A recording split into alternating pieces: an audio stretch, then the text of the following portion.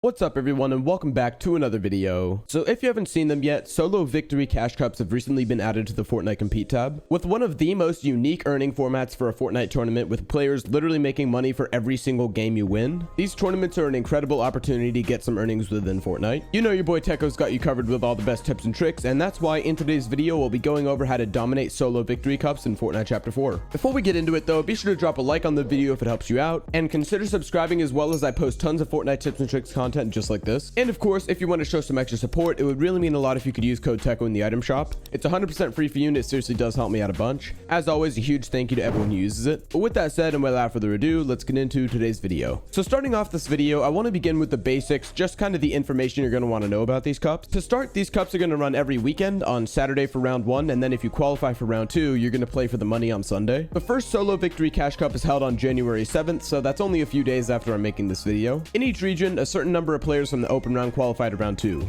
On Europe, that's 2,000 people. On NA East, that's 1,000. And then on every other region, 400 players qualify for round 2. In round 1, we have a pretty traditional scoring format. You get points granted throughout the game for placement, a total of 30 points if you win the game, and then you get 1 point per kill. On screen, you can see the full scoring system for round 1. And just like any other FNCS or multi-round tournament, the top players in terms of overall points make it to round 2. In round 2 for solo victory cash cups, things get a little bit more interesting because the point system grants 1 point for a win and 0 points for anything else. The caveat here though is that each individual win in round 2 earns you $100. So you aren't playing for kills, you're not playing for points, you're not playing for anything else, you're solely playing for the win. So basically you qualify through a regular format, and then your goal in round 2 is completely and purely to get wins. So next up, I want to discuss how you should play in round 1. So in round 1 of these tournaments, in the point system I showed you guys earlier, you get 30 placement points for a win with 1 point per elimination. So I would say the strongest way to gain points is going to be placement. However, I do recommend you play a fairly balanced playstyle, because obviously you need kills in order to get refreshes and maximize your placement, but you also don't want to W key and end up dying before you can stack up enough placement. What I'm saying is that placement points are powerful, but you should not let that change your overall playstyle. You're going to want to play it in a way where you don't entirely avoid fights, but you do avoid unnecessary fights. Now, if you're skilled and or lucky enough to reach round 2 in the solo victory cups, this is where your playstyle is going to get very spicy. Since everyone is playing for placement, endgames are most likely going to be very stacked, especially because you're in a skilled lobby. One thing you need to focus on throughout early and mid game is not only survival, but Storm Surge. If you don't know about Storm Surge, it's basically a system that Epic implemented to reduce the amount of players in endgame. So at certain points in the game, it starts dealing damage to the players who have done the least damage, and it ultimately kills them unless the lobby gets down to a sustainable level or they get enough damage dealt to get above the threshold. Storm Surge is probably going to hit pretty hard because there's going to be a lot of people playing for placement, so it's very helpful to get some tags early on in the game, even if you don't secure any full kills. Another thing to consider is that even though kills don't directly gain you points in round 2, they can still very much contribute to your overall chances of winning through giving you better loot, more materials, etc. Even though your goal is to win, you shouldn't be afraid to get kills if you actually stand to gain something from them. Just don't go around aimlessly fighting for the sake of fighting. So getting into the last section of today's video, and I want to discuss a few simple ways to practice for victory cups. Basically, these are going to be some solid practice methods you can use to prepare yourself to place higher in the cash cups in both round 1 and round 2. So while these cash cups aren't running, you can still get some very good practice in. Chances are, if you're not a seasoned competitive player, I'm going to be honest with you guys, you're probably not going to make it to round 2 in the first week or even in the first few weeks. But if you continue to practice and improve, you absolutely can, so that's why this is so valuable. So the first practice method I have for you guys is simply to grind solo arena in order to practice your fighting. The players in arena are somewhat similar to the players you can expect to see in round 1 of the victory cups, at least in the earlier games. They'll be competent, they'll know how to do basic stuff, but they probably won't be pro level. So grinding out solo arena consistently in order to sharpen your fighting skills is definitely a valuable thing to do, especially because you'll find a lot of fights in round 1, and you may need to approach early and mid game fights for Storm Surge in round 2 as well. Obviously round 2 is going to be very challenging in terms of fighting if you do have to run into fights, but it's still doable. Moving on from that, the next practice method I have for you guys is to grind out some solo ladders and scrims. Solo ladders are basically tournaments hosted by scrim servers for a certain prize. Sometimes this is money, sometimes it's a rank up in the server, but overall these ladders allow for fantastic practice that's similar to a tournament match. You can find ladders in some of the larger scrim servers like any of the open scrim servers and Manu A12 servers, and I think in Vital scrims as well. On the other hand, you can also play scrims. Scrims are similar to ladders, the only real difference is that ladders are tournaments on their own and scrims are purely for practice. Sometimes scrims do have zone rules as well, which means that you can fight off spawn, but then you're not allowed to fight until a certain zone or a Storm Surge starts. These help a ton for endgame practice, and they can help you improve specifically for victory cups quite a bit. One tool I really like for this is FortniteTracker.com, which basically has a list of some of the biggest scrim servers in each region and directions on how to join. Simply head to the website, go to the play tab, and then select your region, and then you're going to see a ton of the top external tournaments and scrims. To join one of these scrim servers, simply click on it and you'll find a tab with instructions. Currently, they only only have support for 4 regions, but hopefully they're going to add more in the future as well. Overall though, scrims and ladders are incredibly useful if you're trying to get better at tournaments, so I definitely recommend you make use of these practice methods. On to our third and final practice method for this video though, and this one is to VOD review your tournament games. Whenever you play one of these victory cups, I strongly recommend that you spend some time watching back your gameplay from each round to see what you could have done better. VOD reviewing is absolutely critical in improving at Fortnite, especially in competitive. So whenever you play at a solo victory cup, spend some time in the following days to reflect on what you did right and wrong, figure out what you need to do going forward, and take steps to fix it. I'm serious when I say this is one of the most effective ways to improve at competitive. But with all that said guys, that's going to wrap it up for today's video on how to dominate solo victory cash cups in Fortnite Chapter 4. Overall, these tournaments do have a lot of nuance to them, but hopefully this video gave you some good information on the general structure of these cups, how you should strategize your gameplay in both rounds, and how you can practice and improve to maximize your chances of making money. If you found this video helpful, then be sure to drop a like on it, and consider subscribing as well if you're new to the channel and you want to see more content just like this in the future. And lastly, if you want to show some extra support, then consider using code Teckoh in the item shop. It's 100% free for you, it only takes a few seconds to type in, and it seriously does help me out a bunch. As always, a massive thank you to everyone who uses my code. But with all that said, thank you all for watching this video, and I'll see you guys in the next one. Bye for now.